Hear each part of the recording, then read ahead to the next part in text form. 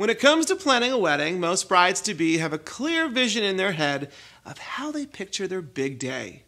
An outdoor garden ceremony with a reception under the stars, a ballroom affair with even more layers in the cake than they are in her dress, or a breezy beach wedding with just the nearest and dearest.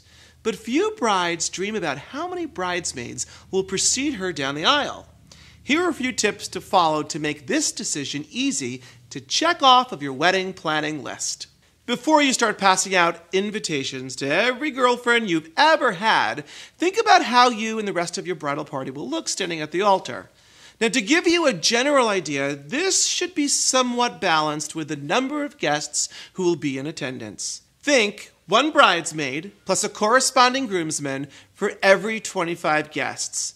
This is a great jumping off point, but I love to break the rules too, so don't feel like you have to stick to this rule too closely if you have fewer or greater friends whom you'd like to include.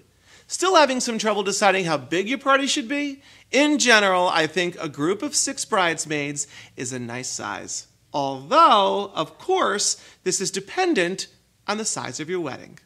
To avoid hurting any friends or family members' feelings, think about who may be expecting an invitation from you. However, just because someone may be expecting an invitation, it doesn't mean you have to extend one. But you should still acknowledge it. Be open and honest with your friends about why you may have chosen to keep your party a little smaller. And perhaps ask them to help with your wedding in some other capacities so they still feel included. Also, be sure to think about which friends have your best interest at heart and which will still be around in, let's say, 10 years.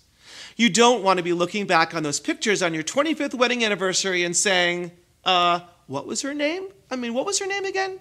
When it comes to sisters and future sister-in-laws who may not have been at the top of your list, bite the bullet and include them in your party. After all, your wedding is a time to join 2 families together, and avoiding unnecessary conflict is always a plus.